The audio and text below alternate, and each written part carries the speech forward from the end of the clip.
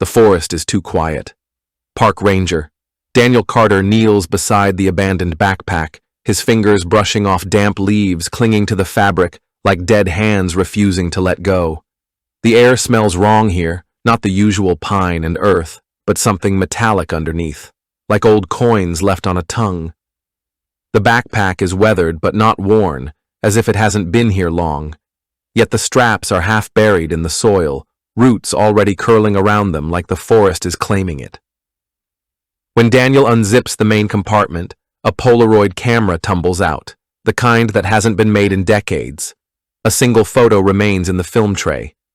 He holds it up to the fading afternoon light. The image shows a village that shouldn't exist.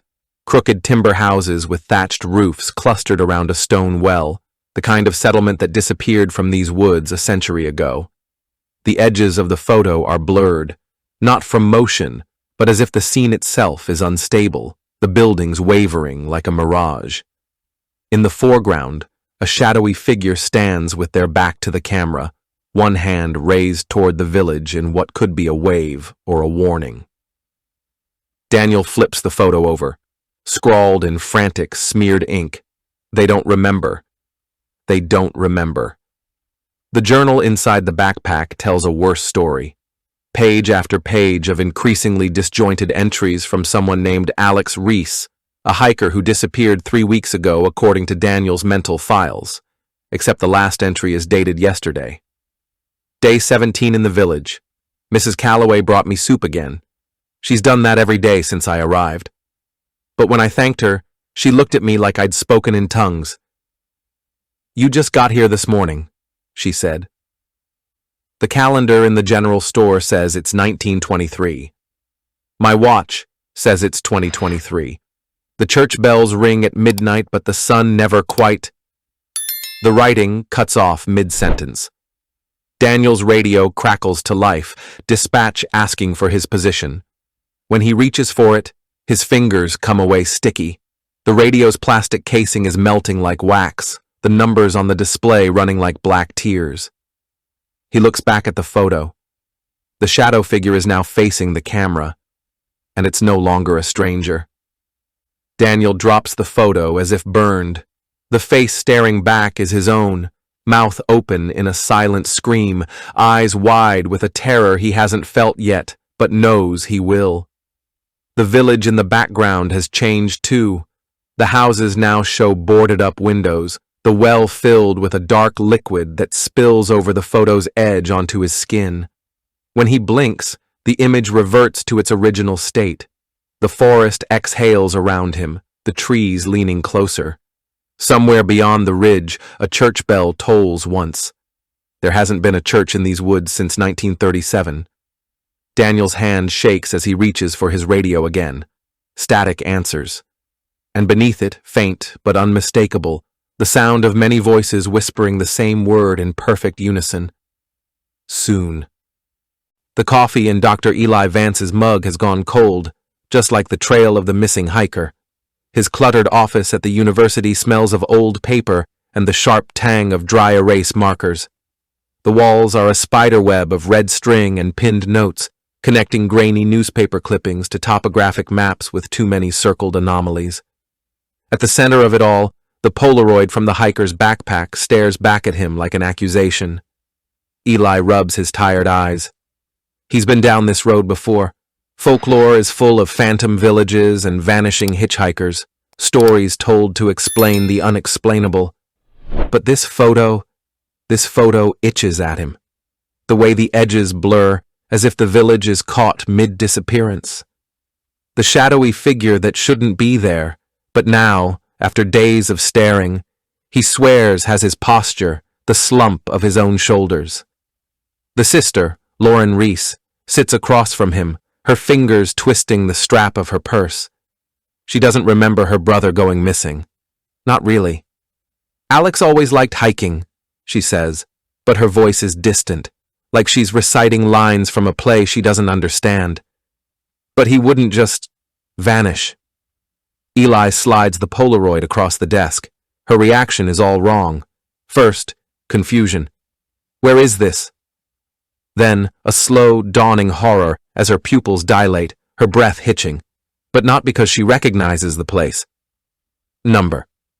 Because for a split second she does, and then she doesn't. This isn't real, she whispers, pushing the photo away like it's burned her. It can't be real. Eli leans forward. Why not? Lauren opens her mouth and freezes. Her eyes glaze over, the panic smoothing out like ripples in a pond after the stone sinks. I'm sorry, she says, polite and empty. Did you say your name was… 10 minutes later, she walks out of his office with no memory of their conversation, no recollection of the photo. Only the vague sense she's forgotten something important, like a word stuck on the tip of her tongue. Eli stares at the Polaroid. The village is clearer now, the details sharpening as if coming into focus. He can almost make out faces in the windows, and the shadow figure is closer. A knock at his door makes him jump. His TA, Mira, leans in, her brow furrowed. You okay? You've been in here all night. Eli blinks. The windows are dark. His coffee has a skin of mold. What day is it? He asks. Mira gives him a look. Thursday. You missed your seminar. He checks his watch. It's stopped. The hands are frozen at 3:17. When he looks back at the photo, the village is gone. In its place, just an empty clearing in the woods, and the shadow figure, now at the very edge of the frame, one hand outstretched, reaching for him. The tires of Dr. Eli Vance's Volvo hum against cracked asphalt as he drives deeper into the valley, chasing coordinates that shouldn't exist.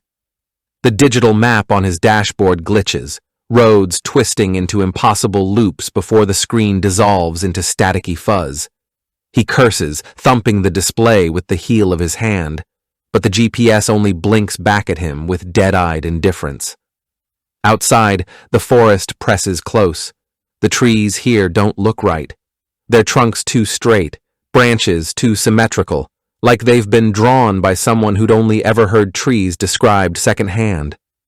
The road narrows, the center line fading as if no maintenance crew has touched it in decades. Then, abruptly, it ends. Eli slams the brakes. The car lurches to a stop inches from a rusted barrier, its yellow paint peeling like sunburnt skin. Beyond it, the road simply vanishes into dense undergrowth. He checks the map again. According to satellite imaging, this road should continue another 7 miles, straight through where the village in the photograph ought to be. The air smells wrong here, not the usual damp earth and pine, but something acrid, like ozone, after a lightning strike. Static prickles the back of his neck. A flicker of movement catches his eye. Down the vanished stretch of road, half hidden in the mist, a figure stands beneath the skeletal branches of an oak. Too tall. Too still. Eli's breath fogs the windshield. When it clears, the figure is gone. He needs answers. The gas station. The lone pump at Hank's Fuel and Bait sits under a flickering neon sign that buzzes like an angry wasp. Inside, the clerk, a grizzled man with a name tag reading Dale, doesn't look up from his crossword. You lost, Doc? Eli slides the Polaroid across the counter. You ever seen this place? Dale squints. For a heartbeat, something flickers in his eyes. Recognition, maybe fear. Then it's gone, smoothed over by blank indifference. Ain't nothing out there but trees and trouble. He taps the newspaper. Storm's coming, best head back. Eli presses. What about the village? Blackwater Hollow? Dale's pen stills. His voice drops to a whisper. You don't want to go digging up what's best left buried. Then, louder, like nothing happened. That'll be $42.50 for the gas. As Eli turns to leave, he notices the newspaper Dale's reading. The date reads October 12th, 1987. The crossword is already filled in. Every answer the same word, over and over. Leave. The vanishing. Back at the car, Eli's hands shake as he grips the wheel. The road behind him is different now. Not the way he came, but a narrower, rougher path, weeds cracking through the asphalt. The Volvo's engine won't turn over. The radio crackles to life on its own, spewing garbled voices between bursts of static. Found the remains. No survivors. Never existed. Eli looks up. The gas station is gone. In its place stands a crumbling stone well, its bucket rotted through, the same one from the photograph, and from the trees a whisper, "You're just in time." The air changes the moment Eli steps past the tree line. One moment he's in the woods, ordinary, if too quiet. The next, the path underfoot turns from dirt to uneven cobblestones, slick with moss. The trees here grow in perfect rings, their trunks unnaturally straight, their branches interlacing overhead like clasped fingers. The light filters through in thin, golden strands, too warm for the late afternoon, and then he sees it. Blackwater Hollow. The village from the photograph, but alive, smoke curling from chimneys, laundry fluttering on lines, the distant clang of a blacksmith's hammer. Yet something is off. The colors are too vibrant, the edges too sharp, like a painting that somehow stepped into 3 dimensions. A child's laughter rings out. Eli turns to see a boy in knickerbockers rolling a hoop down the lane. The boy stops, tilts his head. "You're new," he says, not as a question, but as a fact. Before Eli can answer, a woman steps from the general store, wiping her hands on an apron. Her smile is wide, too wide. "Doctor? Vance?" she says. "We've been expecting you." Eli's blood runs cold. He never told them his name. The tour. They show him around like he's a prospective buyer for some cursed property. The blacksmith nods as he passes, sparks flying from his anvil in slow, languid arcs. The schoolmarm recites multiplication tables to children who chant back in perfect unison. At the church, the priest pauses mid-sermon to wink at Eli. Every face is friendly, every smile is identical, and no one answers his questions. What year is it? The woman, Mrs. Calloway, she'd said, only laughs. Oh, time doesn't matter much here. Eli checks his watch. The hands spin wildly, then freeze at 3:17. The well. It's the centerpiece of the village green, just like in the photograph. Up close, the stones are carved with names, hundreds of them, overlapping, some fresh, some worn, nearly smooth. Eli runs his fingers over the grooves. His nail catches on one. Vance, E. His breath hitches. The carving is old, the edges softened by decades of weather. From behind him, Mrs. Calloway sighs. "Oh, don't fret over that. You'll understand soon." A drop of water plinks into the well's depths, then another, then a scream, distant and muffled, as if rising from deep underground. Mrs. Calloway's smile doesn't waver. That's just the wind. The offer. They give him a room above the tavern. The bed is made up with fresh linens. On the nightstand, a glass of water, a candle, and a photograph. Him, standing with the villagers, dated 1923. "Stay a while," Mrs. Calloway says at the door. "You'll feel right at home in no time." When she leaves, Eli tries the window. It doesn't budge. The door won't open. Outside, the church bell tolls. The villagers gather in the green, their faces upturned to his window, waiting. Eli wakes to the smell of bacon frying and the sound of birdsong. Too sweet, too constant, like a recording on loop. The room is different. His suitcase lies open on the dresser, clothes neatly folded inside. A razor and shaving brush sit by the basin, the bristles still damp. A pipe rests in an ashtray, embers glowing faintly. All his, all used. But Eli doesn't smoke. He stumbles to the mirror. His reflection stares back, stubble gone, hair neatly combed, wearing a pressed shirt he's never seen before. A knock at the door. "Doctor?" "Vance?" Mrs. Calloway's voice. "You'll be late for the festival."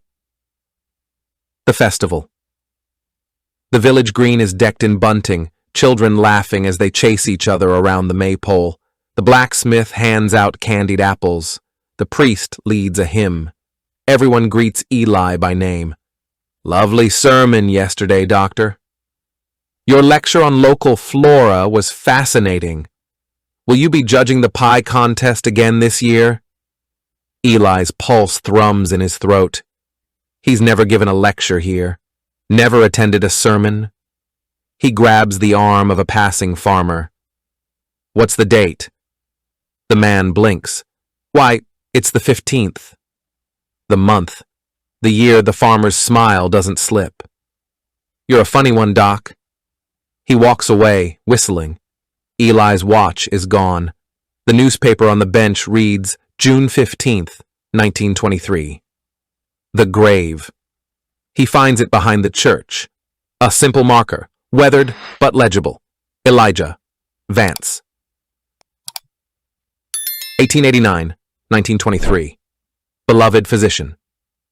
The earth is fresh, as if the grave was dug yesterday, as if it's been waiting for him for a century. The realization. Back in his room, Eli tears through the drawers. He finds a diary filled with entries in his own handwriting, pages and pages of village life, ending abruptly with, I understand now, it's better this way. A prescription pad from Blackwater Hollow Clinic, his name embossed at the top. A wedding band tucked in a velvet box. Engraved inside, E and M, 1919. The door creaks open. Mrs. Calloway stands there holding a tray. You forgot your lunch, dear. Her left hand bears a matching ring. Eli looks down at his own finger. A pale band of skin stares back where a ring used to be. The air in Blackwater Hollow has grown thick, syrupy with the scent of honeysuckle and something darker beneath, copper, maybe, or wet earth after a hard rain. Eli stumbles through the village square, his breath coming in ragged gasps. The festival continues around him, laughter ringing like church bells, but no one meets his eyes anymore. They don't need to. They've already won. His reflection in the general store window is wrong. The man staring back is older, his hair streaked with gray, his face lined with years Eli hasn't lived. He wears a tweed suit he's never owned, a gold watch chain looped across his vest. When Eli raises a hand, the reflection doesn't follow. It smiles instead, slow and knowing, then turns and walks away, disappearing into the crowded street. The path to the woods is still there, just beyond the blacksmith's shop, a narrow trail winding between the trees. But as Eli runs toward it, the cobblestones shift underfoot.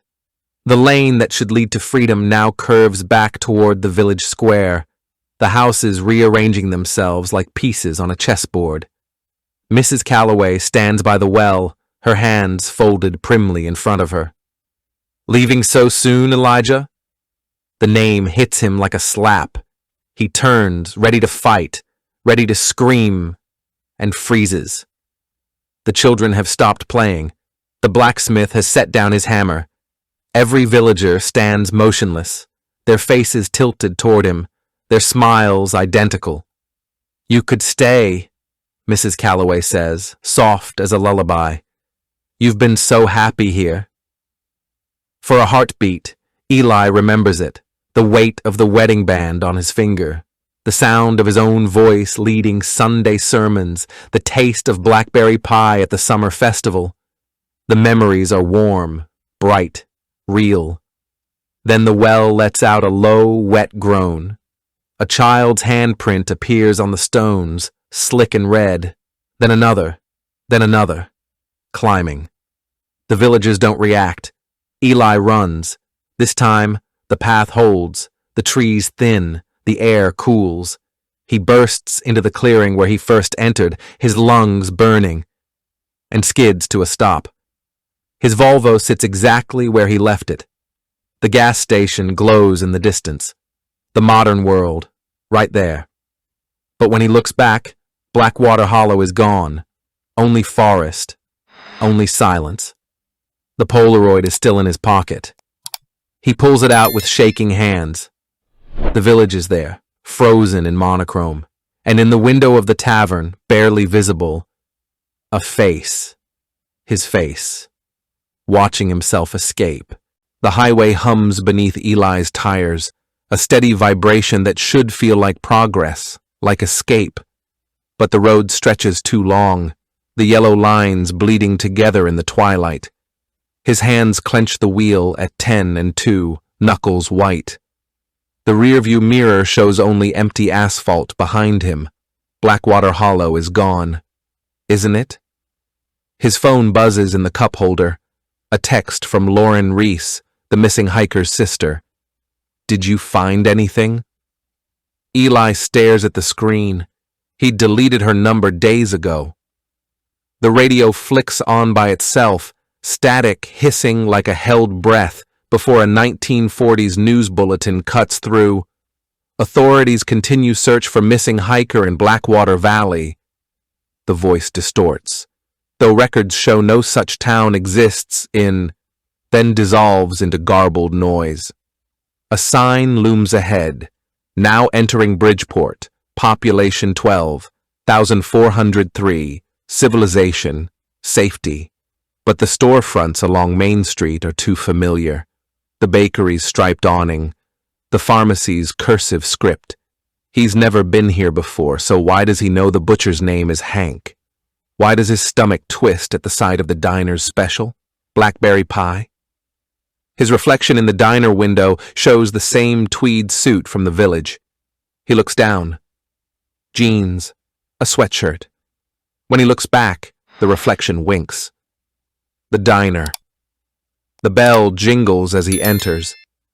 The waitress, Marge, her name is Marge, doesn't look up from pouring coffee.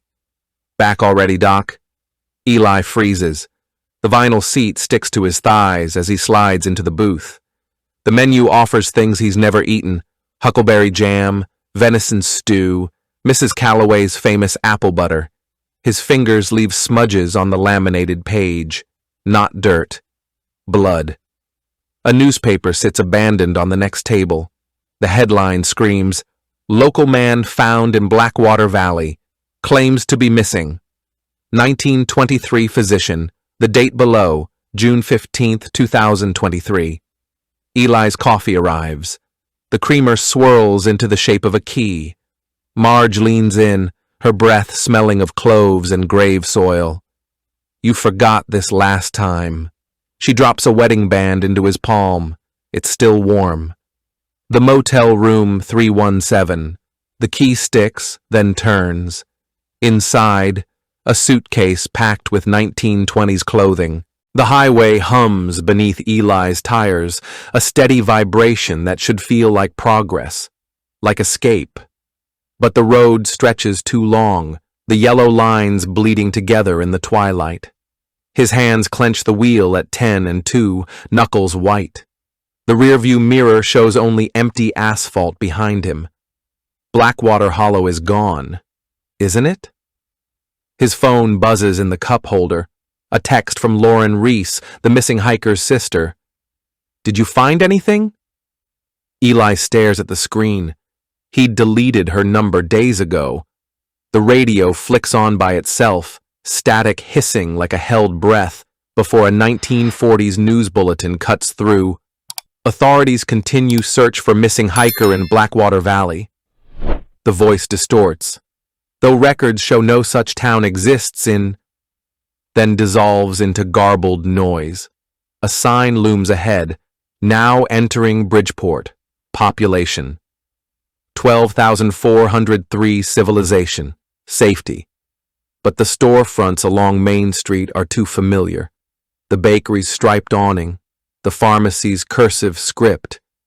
He's never been here before, so why does he know the butcher's name is Hank? Why does his stomach twist at the sight of the diner's special, blackberry pie? His reflection in the diner window shows the same tweed suit from the village. He looks down. Jeans, a sweatshirt. When he looks back, The reflection winks. The diner. The bell jingles as he enters. The waitress, Marge, her name is Marge, doesn't look up from pouring coffee. Back already, Doc? Eli freezes. The vinyl seat sticks to his thighs as he slides into the booth. The menu offers things he's never eaten. Huckleberry jam, venison stew, Mrs. Calloway's famous apple butter. His fingers leave smudges on the laminated page. Not dirt, blood. A newspaper sits abandoned on the next table. The headline screams, "Local man found in Blackwater Valley, claims to be missing." 1923 physician, the date below, June 15th, 2023. Eli's coffee arrives. The creamer swirls into the shape of a key. Marge leans in, her breath smelling of cloves and grave soil. "You forgot this last time." She drops a wedding band into his palm. It's still warm. The motel room 317. The key sticks, then turns. Inside, a suitcase packed with 1920s clothing, a prescription pad from Blackwater Hollow Clinic. A diary open to a page in his handwriting. Day 14. They mean well. I think I'll stay. The bathroom mirror is covered in fingerprints. Not his. Older. The shower turns on by itself. Steam curls into the shape of a woman, Margaret, reaching for him. His phone rings. The caller ID reads, Blackwell Hollow Historical Society. He answers. Static. Then a voice both familiar and impossible. You left your pipe, Elijah. It's his own voice, but older, wearier. The line goes dead. Outside, a church bell tolls. There are no churches in Bridgeport. The library archives smell of dust and decaying paper. Eli's fingers leave damp streaks on the microfilm reader as he scrolls through decades of local newspapers. The flickering screen casts his face in ghostly blue light, his reflection superimposed over headlines about missing persons, strange lights in the woods, a town that vanished overnight in 1923. Then he finds it. The grainy photo shows a man in a tweed suit standing outside the village church. Him, but older, married, assimilated. The article describes Dr. Elijah Vance's mysterious disappearance after treating a patient at the well. Witnesses reported seeing him walk into the mist and never return. Eli's hands shake as he loads the next reel. The black and white photo shows a wild-eyed man in a tattered suit being loaded into an ambulance. The caption identifies him as Dr. Richard Price, a university professor who vanished 3 weeks earlier while researching local folklore. Eli zooms in. The man's wrist bears a familiar scar, the same one Eli got when he was 7, falling off his bike. The microfilm stutters. The image changes. Now it shows today's date, and his own face, screaming as orderlies restrain him. Behind them, through the asylum window, the village, waiting, always waiting. Scene 9, the choice. The rain drums against the asylum windows like impatient fingers as Eli sits in the sterile visiting room, his wrists raw from where the restraints bit into his skin. The orderly had called it a psychotic break, his screaming about a village that didn't exist, his frantic clawing at the walls. They'd sedated him, diagnosed him, filed him away. But the doctor sitting across from him isn't holding a clipboard. She holds a pipe, his pipe, the one he left behind in Blackwater Hollow. You're at a crossroads, Eli, she says, but her lips don't match the words. Her voice is wrong, deeper, older, threaded with the same static as the village radio. The walls behind her breathe, the medical certificates warping into framed photographs of the village green. She slides a single Polaroid across the table. It shows 2 doors.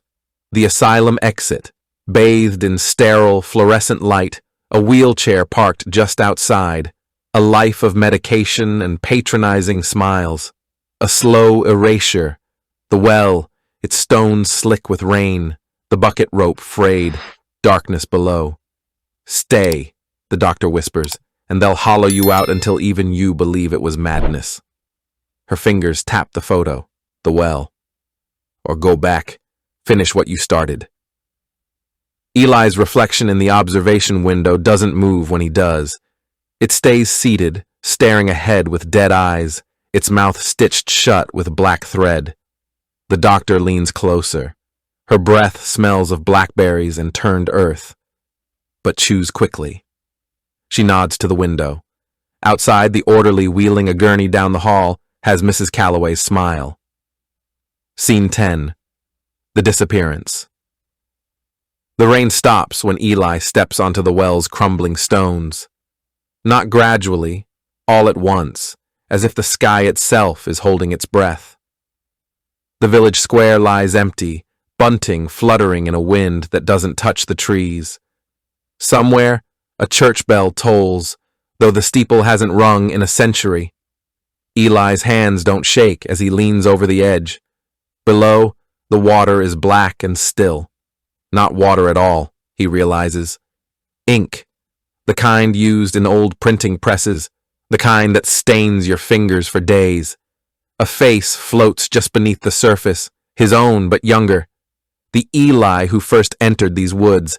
His mouth moves soundlessly. Don't. From behind him, footsteps. Mrs. Calloway holds out the wedding band. You dropped this, Elijah. The moment his fingers brush the gold, the ink surges. Hands, dozens of them, burst from the well, grasping, not pulling him in, pushing something out. A book, leather-bound, its pages warped with moisture. The title etched in peeling gilt, History of Blackwater Hollow. Inside, every page is the same. A name, a date, a single phrase, walked into the mist and never returned. Hundreds of entries, all in his handwriting. The last page is blank. The pen waits. Mrs. Calloway's smile stretches. Sign, and it's over. Eli looks back at the well. His younger self is gone.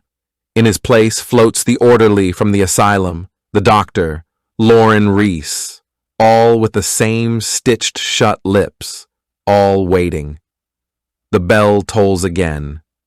Eli picks up the pen. The rain drums against the asylum windows like impatient fingers as Eli sits in the sterile visiting room, his wrists raw from where the restraints bit into his skin. The orderly had called it a psychotic break, his screaming about a village that didn't exist, his frantic clawing at the walls. They'd sedated him, diagnosed him, filed him away, but the doctor sitting across from him isn't holding a clipboard. She holds a pipe, his pipe, the one he left behind in Blackwater Hollow. You're at a crossroads, Eli, she says, but her lips don't match the words. Her voice is wrong, deeper, older, threaded with the same static as the village radio. The walls behind her breathe, the medical certificates warping into framed photographs of the village green. She slides a single Polaroid across the table. It shows 2 doors, the asylum exit, bathed in sterile fluorescent light, a wheelchair parked just outside. A life of medication and patronizing smiles. A slow erasure. The well, its stones slick with rain, the bucket rope frayed, darkness below. Stay, the doctor whispers, and they'll hollow you out until even you believe it was madness. Her fingers tap the photo, the well. Or go back, finish what you started. Eli's reflection in the observation window doesn't move when he does. It stays seated, staring ahead with dead eyes, its mouth stitched shut with black thread. The doctor leans closer. Her breath smells of blackberries and turned earth. But chews quickly. She nods to the window. Outside, the orderly wheeling a gurney down the hall has Mrs. Calloway's smile. Thanks for watching. If you enjoyed this video, hit that like button, subscribe, and ring the bell for more. Let me know your thoughts in the comments. I'd love to hear from you. See you in the next one. Bye for now.